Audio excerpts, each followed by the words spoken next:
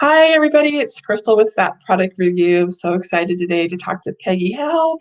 She works at NPR for the National Association for Fat Acceptance. To advance fat acceptance. To advance fat acceptance. Thank you. I love it. Very cool. Will you tell everybody what NAAFA is and how they can find out more about NAAFA? Sure. The National Association to Advance Fat Acceptance is the civil rights organization in the fat community that is working to bring about change in discrimination against people of large body size and to realize equality at every size.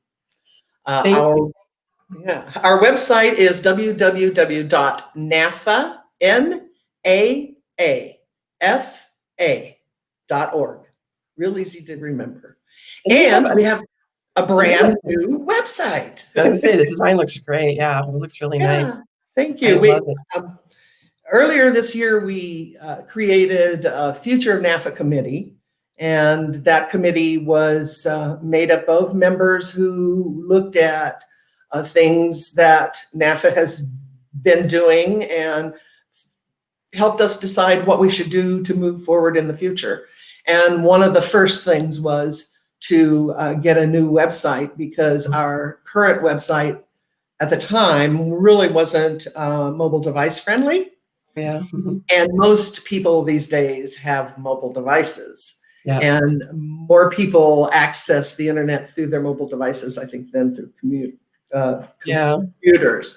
So we really had to bring it up to date, and because even even if you're looking at the internet with the iPad, that's considered mobile. So you have to have things that are mobile responsive, right? So it has to be responsive to iPads and other tablets and phones and everything. Yeah. So good. Right. Yeah, I'm so happy. It looks really great. You guys did a great job. Good. Thank you. So this is going to crack you up. I believe that I went to a NAAFA event that was like it was like a pool party / people selling stuff, but I think it was about 2004, and it was in Las Vegas, and I could swear it was via NAAFA. Did you guys used to have those kinds of events where it was like people mingling, like a convention, like a little mini convention?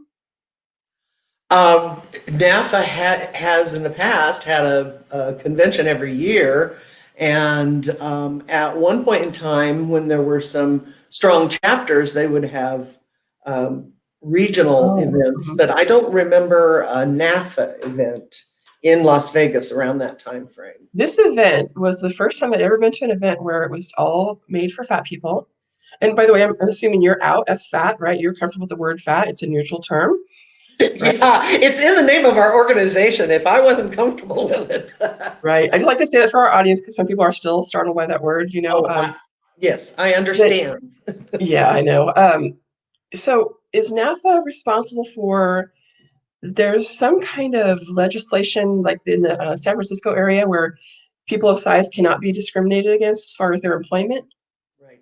There are laws in place in one state, the state of Michigan, and 6 cities around the country where the law is in place where we cannot be discriminated against based on our size.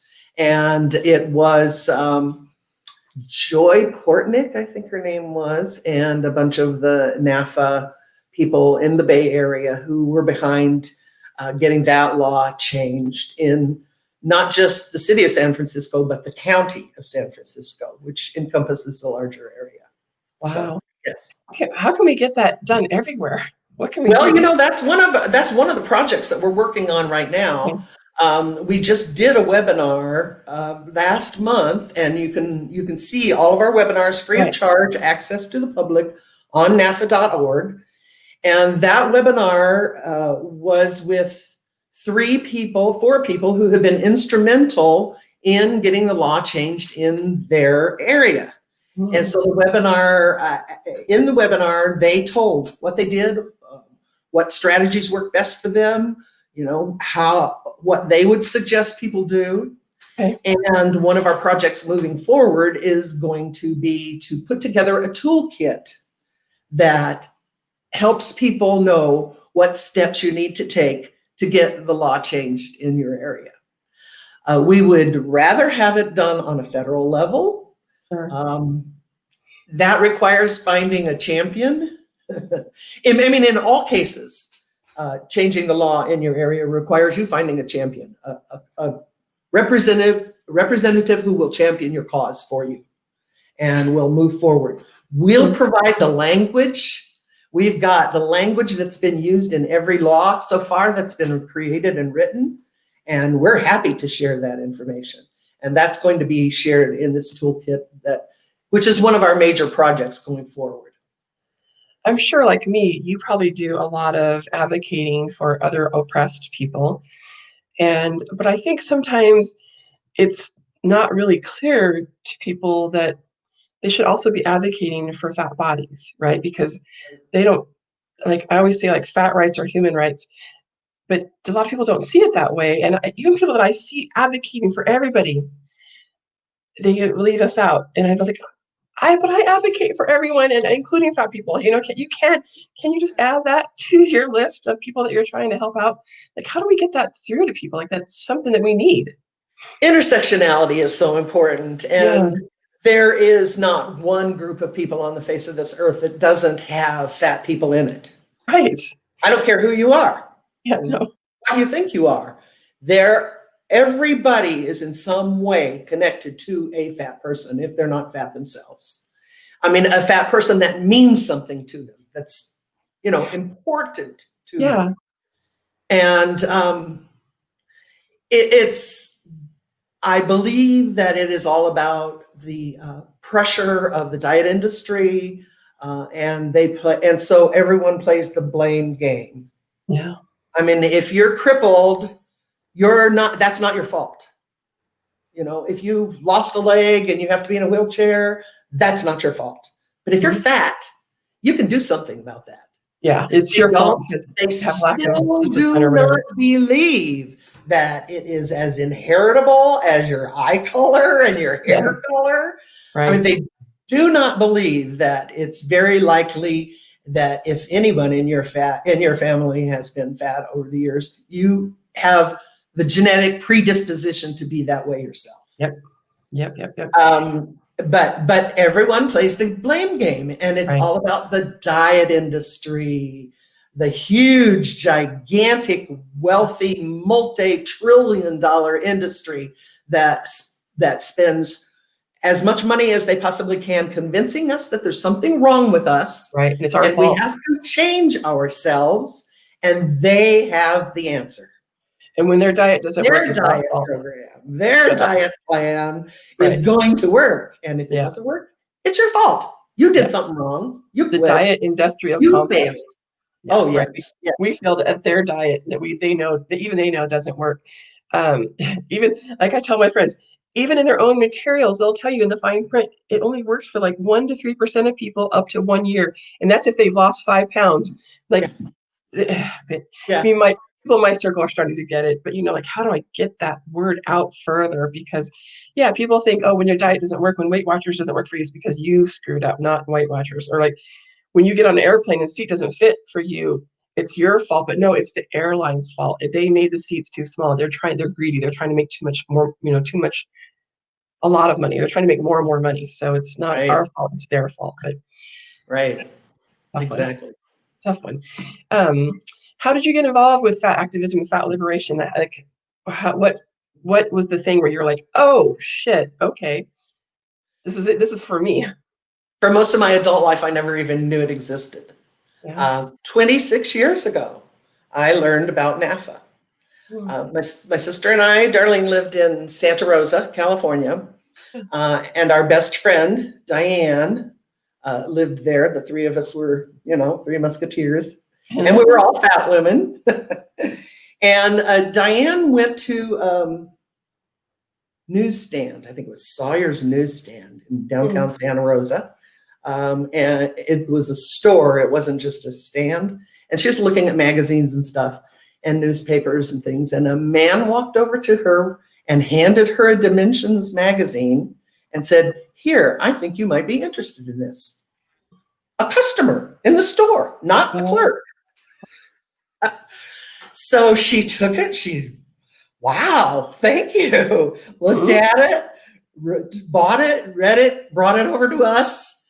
And in the back of the magazine in the classified section was just a little tiny black and white classified ad for a NAAFA conference in San Diego that year. Well, we'd never heard of anything like this. We'd never seen a magazine like that or heard about size acceptance, nothing. Yeah. So Darlene and I got to go. Diane couldn't afford to go that year, but we went. And that was the beginning. And it turned out to be the 25th anniversary of NAAFA. Fun. Wow. So that's why I so readily remember it was 26 years ago. Right, yeah. Because last year we celebrated NAAFA's 50th anniversary. No, in Las Vegas, my hometown, I wanted to go to that so badly. It looked like it was going to be a great event. It was a really, really good event. We had some incredible speakers. The people that came together were all there for the right reasons, all there to see what they could learn and how they could help change the world. Right, yeah. So it was fantastic. And as a result, out of that conference, since that time, we have made an appeal for new board members. And we got we've got 4 new board members, 3 of which attended the conference last year. Right, yeah. So they saw what we were doing and how we were doing it. And when we made the appeal, they decided that it was time for them to get involved too. I saw the people that you guys recently added. Like, what a dream team. I'm so excited to what's going to be happening for NAAFA this next couple of years. Back to my first NAAFA event where it was a pool party / convention. It was at the Riviera Hotel, which is where I actually graduated from high school in Las Vegas, because I graduated high school in Vegas. And when I first got there, it was Las Vegas, so it was like in the summertime, it was crazy hot. And I get through the check-in and I get to the pool. It's the first time I'd ever seen like 200 fat people together in one space. And they're all in the pool and they're all in the water to about here. And then I was like, my people. I was like, oh. It was so beautiful. And then there was people out lounging. There was people in bikinis and people in tankinis and bathing suits and just doing their thing, just like any other human would typically do. But when you are in a group of people that are also people of size, you feel very empowered. And people were just rocking it, and they were swimming and having fun and running around. And I have never seen anything like that before. And I was like, and I mean, I was already aware of NAAFA, but I had never been to an event before where there's a bunch of fat people. And I was like, I love this. Oh my God, because I've been fat since the second or third grade. And the way I learned about the fact that somebody can be big and beautiful was when my mom took me to Lane Bryant when I was like 10 to buy some mature clothes for a little girl. And they had a BBW magazine there. And that's where I learned that you can be big and beautiful. And, that was like 30 years ago. And then fast forward to 2004, where I went to this NAAFA event and I saw these fat people and I was like, oh gosh, this is so, I could cry now thinking about it. It's just like, wow, this is so cool. If it was at the Riviera, I think it was probably the BBW network. Oh, maybe. It was probably the BBW network's Vegas Bash. Okay, maybe so. I don't know. I don't remember. I can swear it was NAAFA, but you could be exactly right. Yeah, it was Joanne and Darwin Bellamore who ran that event for several years, and until they retired. They had like vendors, and they had like a little convention, and they had speakers. It was really neat. Right, yeah, and they generally have dances and at night and pool parties and workshops during the day, and the vendor fair. Vendor fairs are always a really big deal at a plus size event, because for many, many, many years, we couldn't even buy clothes that would fit us in the stores at all.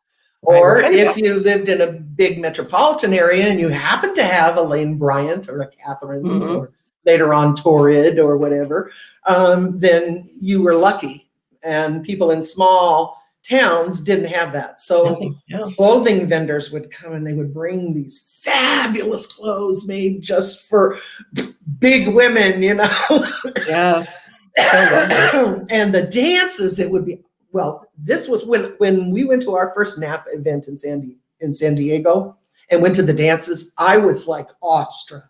Was Isn't like, it? oh, look at these beautiful women Yep. in these beautiful gowns. Right. Yeah. Where did they get these things? I mean, Lovely. it was Yeah. awe-inspiring. And like And people forget that we are fully realized multidimensional humans as well. And we like having fun. We like getting dressed up. We like shaking our ass. We like having sex. We like dressing boldly. We like just doing what everybody else is allowed to do. And when you wild get to be hair, a tattoos, all of it. red hair, crazy hair, yeah, it's so powerful when you finally get to do something.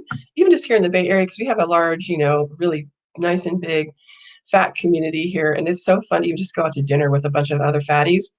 And like when I was at that pool at the Riviera, you see other people that were there for other conventions. They walk by the pool, they're just like, "What's going on?" And it's like I live for that. I'm like, yes.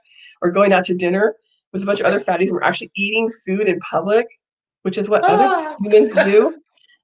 Which is Where other now humans, this is an interesting thing that you bring up, because I'm going to share this just to show you how things have changed. hmm, When I came on board, I've been on the NAAFA board for 15 years, which is a really long time to serve on a board, but yes, thank you. it's a little bit of a different kind of situation. The board was good, sizable at one time, and then a lot of people left, and I sort of stayed to make sure that we survived. Oh, thank you. Yeah. And when I joined the board, I was told by the board, the chairman of the board at that time, as the PR director, when I allowed media in our events and such, that I was never to allow the media into a swim party or a meal, Mm-hmm. because they would take pictures of us in swimsuits and use them to mock us. And they would take pictures of fat people eating and use them to ridicule and mock us. Yeah. So for several years, that was the way it was. If I allowed the media at a conference, and sometimes we didn't even let the media come. Yeah. But if we did allow the media at a conference, then they were told exactly when they could be there and where. And the fat activists today are entirely different. I mean, in just 15 years, that whole attitude has changed so much, where fat activists now want to put on their bikinis and be in your face with it. Eating And cupcakes. watch me eat this cupcake. Yeah. So there's a whole new freedom around fat activism. Thank God. That yeah, and that's a great thing. That's a Yeah. wonderful thing. About the time I was considering closing Curvy Girl, TLC reached out to me about creating a reality show about my store, and I was really adamant that I would love to do that. However, I need to have some say in editing. And they kept telling me, no, no, no, we want to show you guys in the best light. And we love what you're doing. It's very empowering and powerful. I go, yeah, I've seen your shows. But I said, I can't do this without having some say. Just one last look before it gets wrapped up. I need to just make sure it's all good. Yeah. One And last one. they kept pushing back and pushing back. And so it didn't happen because I just said, I can't do it. And I said, I'll give you an example. Whitney Way Thor has a show about her PCOS, her journey with PCOS, and she's a fat woman, and she's a friend of mine. But there was this episode where she and her brother went to go taste cake on the camera, and they were tasting cakes because it was going to be their parents' 70th birthday. And so they went to go taste cake. Well, what do you do when you taste cake, Peggy? You go and taste fucking cake, okay? There's a cake, you take a bite of it, you chew it, swallow it, that's tasting cake.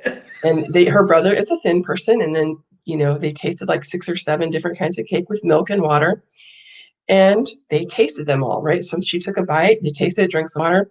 But what they did to her is they took all those bites that she took and they crammed it together and made it really fast. It looked like she was just like shoving cake in her mouth. And I said, this is exactly what I'm telling you. That's what I know you're going to do with my footage. So I You're can't not have going to that. do that to me. I'm not doing that. I can't be a part of that. And they're like, oh, well, I go, you don't even see the nuance in that. I go, that's so, I would never be involved in something like that. I'm like, oh, no, we're not going to do that. I'm like, I don't trust you. So sorry. I had to walk away, and they were going to give me quite a big amount of money. I'm like, no way am I selling out my store and my no, it's not worth it. Not worth it at all. I want to create something where people aren't being shamed and we're not going to be, made into some spectacle like TLC likes to do to fat bodies, which makes me Right. break my heart. I was interviewed by Nat Geo Taboo one time. And they tried their best to get me to criticize a woman who used to be involved in NAAFA and who is doing other things now and was working in the adult industry. Mm-hmm. And they tried to set their questions up so that I would say something against her. And I never did. I mean, I said, her choices are her choices. And I will fight for her right to do what she pleases, whether it is my choice or not. No matter what my opinion is of her choice, right. It's her choice, and I'll stand up for it and I'll fight for it. And that's all I would say. And I would keep repeating that every time they would try to come back at a different angle, trying to get me to put her down. And I understand. Like, not going to happen. Not going to happen. The Nat Geo people reached out to me once because they found out that my partner is straight size, and they want to do an episode about people that are mismatched. One's fat and one's thin. I was like, isn't that like everywhere? Like, why is that news? Why is that a mismatch? What is a mismatch about that? We're people. What the hell? We are people who love one another and care about one another, and it has nothing to do with our size. It was so gross. I was like, "Are you kidding me?" And my boyfriend would be like, "What?" I go, "Yeah, babe, they want to do a story about us." He's like, "Hell no!" He doesn't love me because I'm fat. I mean, it's stupid. They only want to believe that fat people will be with fat people, and there are no thin people who love us. And in fact, if you watch casting on television, if they have a fat character, they will only find another fat person to match them. I noticed that. Yeah, I noticed that. It's so bad anyway. It's so ridiculous. It's not real life at all. Not at all. That's what I'm saying. Like when you go to the grocery store, there's a million couples that look like us. You go to Costco, there's a million people that look like us. I don't understand what the novelty is, but yeah, they think it's some great news story. I guess it's so ridiculous. We have so much work to do still, Peggy. So much work. I know. So how long have you been living in Las Vegas? 15 years. Okay, cool. Darlene and I lived in Northern California. I talked about Santa Rosa area. Santa Rosa, yeah. Uh-huh. And we lived in Windsor before we moved here, which is just north of Santa Rosa, a little bedroom community. And we sold that house. Darlene worked for the county, Sonoma County. We sold that house and retired and moved to Las Vegas. I love the heat. And I always say here, I'm the only fat girl that likes it 100 degrees out. I love it.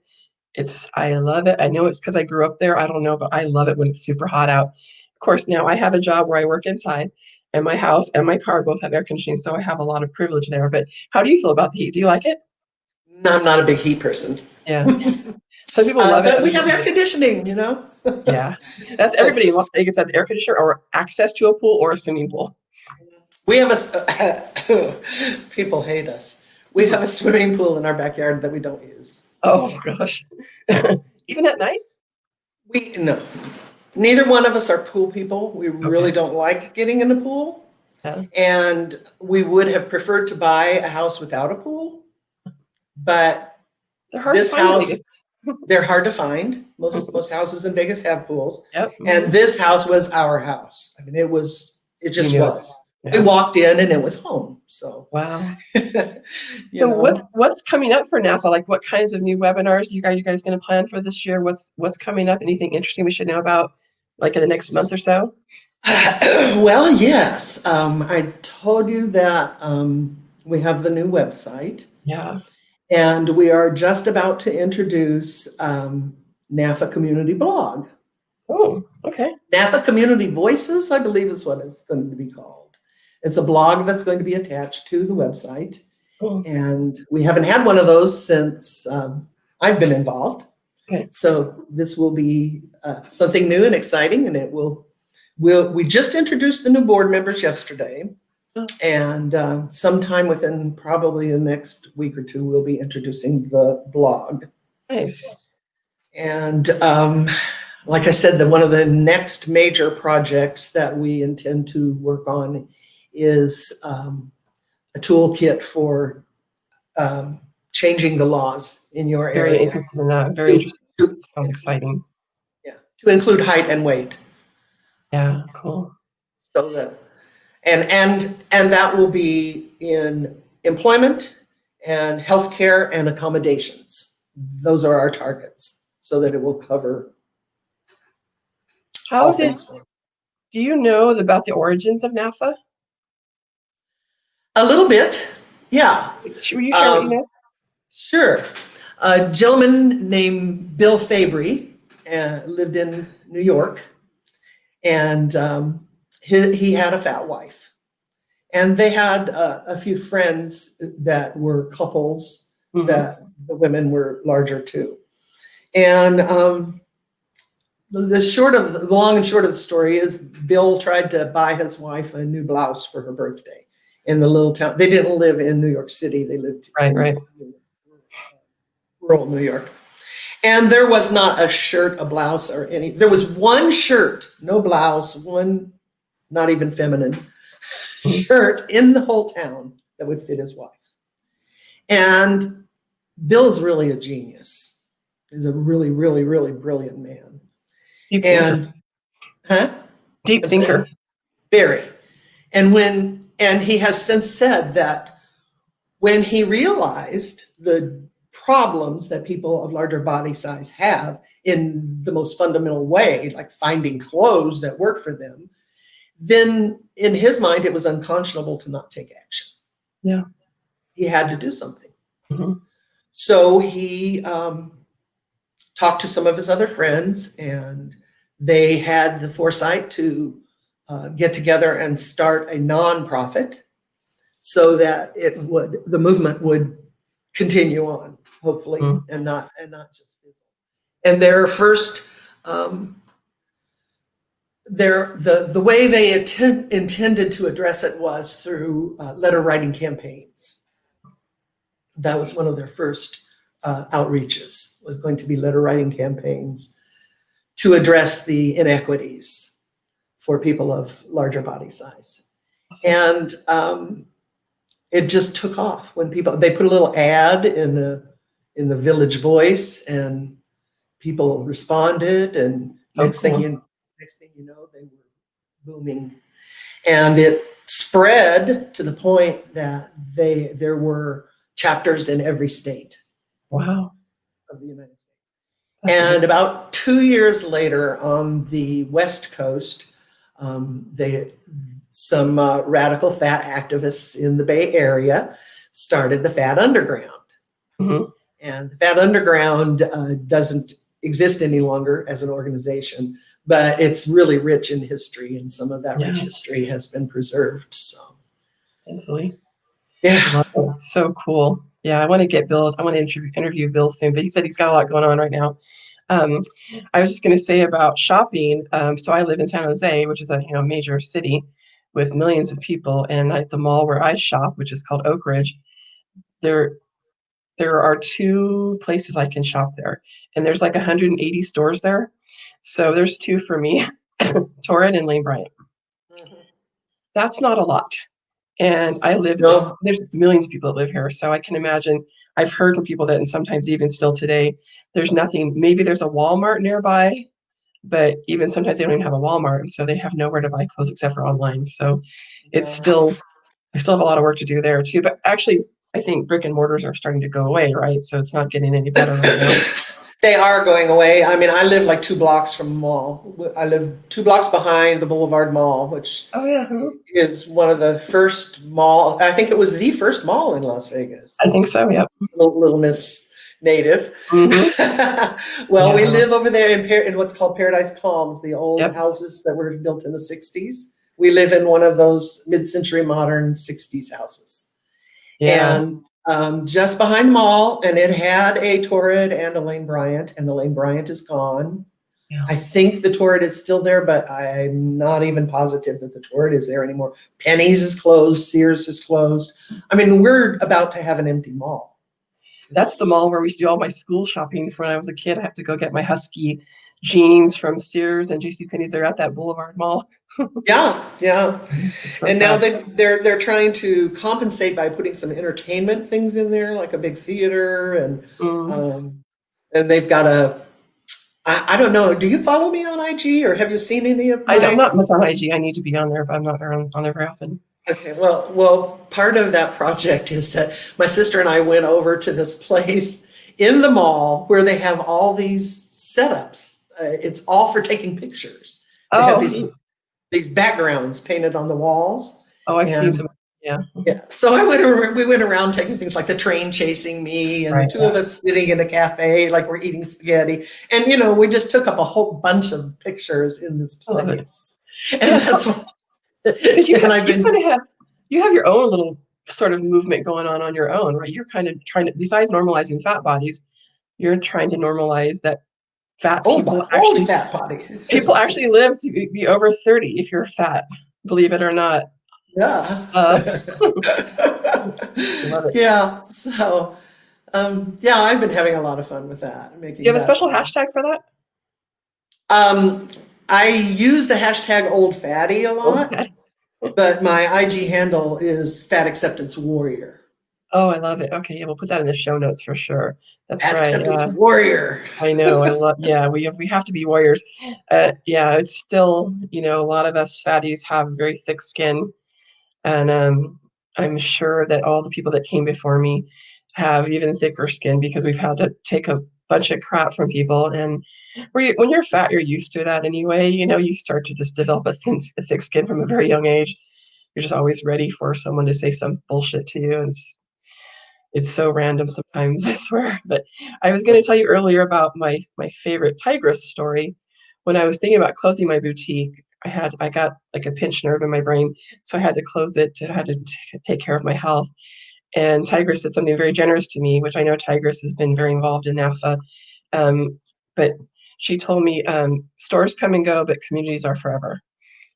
And so generous. I'm like, she's right. Yes. She's right. And the fat community is it's strong, and no matter where you are. It's international now, and I know that a lot of things I can do are because of the things people like you who came before me have already sort of paved the way. And I really appreciate all of your activism and all of your advocacy for all of us, because I know it can be thankless sometimes, but I really appreciate you, and I appreciate NAFA so much, because I know you guys are the reason why I even exist in this fat community. Well, we've been getting, you were talking about it growing and being international. We have been getting emails from other countries where people are asking, how can I start an organization like yours? Love it. Two of them recently. And the people are serious. They're very serious about it. It's not just, oh, I Yeah. had this idea. Yeah, They know it's going to take work, and they know it's going to take hard work. that's But they're just, wonderful. yeah. So it's great to see this happening. It's fantastic. I mean, there are already some other movements in other countries that are established, but it's just exciting to see that growing. Can people buy a membership to NAFA? Oh yeah, and our membership is really reasonably priced. $15 a year is Yeah, that's all we true. ask. NAAFA.org. Just go on there, and there's a join. There should be a button that will lead you to the page the secure page where you can join. You can join for $15 a year. You can become a supporting member for $50. Or you can donate any amount that you want. You can designate it to a program if you want to designate it to equality in every size, Mhm. or designate it for anti-bullying. Oh, and there's another thing we introduced this year for the first time, and that is mini grants to the fat community. Oh, cool. So you can also designate a donation to go to mini grants if you would like. And what we're doing this every quarter. People are making application for a mini grant to do like an event in their town Cool. or a special project, and the grants go up to $500. Lovely. So, anywhere, if you have something in mind and it's only going to be $50, fine. Yeah, that's cool. Yeah. I did not So know about that. That's wonderful. yeah, that's a brand new project this year that we've started, and we are excited. We've given out our first round of grants, And we're now waiting to hear back how things go for those people. We're I love it. excited. I'll stay tuned. We'll just see what's going to come from that. It should be interesting. Yeah, especially with the COVID situation and the fact that we can't get together and meet in large groups, and we don't know how long it's going to be till we can have another convention when we can all come So far, together. the webinars I've been on from NAAFA have been fantastic. In fact, right before you, I just interviewed Andy about his new skateboarding IG and his new love of skateboarding, is skateboarding as a fat person. And so we were just Yes. talking about, and so that webinar he did with Yarrow was really great. And yeah, Mhm. so far they've been fantastic that I've watched. Aren't they great? Yeah. Yeah, when we first started them out, we drew on the people that were on our advisory board and got some of them to, for our older webinars, got them to share with us. And those are people who are doctors, PhDs, people who were the founders of Hayes and ASDA. And so they're sharing from a point of being some of the originators of these concepts. And then as we went along, Tigress has great connections with current young activists. And so she started reaching out. And so our webinars have become much more diverse. Right. That's always exciting to see. Yeah. Representation of people of color, representation from the LGBT community. All everybody, yeah. Exciting. Yeah, thank you. Thank you so much. And thank you for the interview today. I love it. It was so great. I will definitely put all the information in the show notes. I'll send you a quick email to see if there's anything special I should include. And if you're loving this content, please subscribe to my page so you get our new videos when we come out. And yeah, we have a couple uploading today, and I interviewed Substantia the other day. I'm going to interview Reagan next week, and I interviewed Amy Pence Brown, and just all kinds of fun people. And wow, it's been such a blast this last month. So thank you, Peggy. Good for you. It's been a lot of fun. Yes, thank you. It's been great. Thank you. Thank you My for pleasure. Have a inviting great me. weekend. You too, Crystal. Thank you. Bye. Bye-bye.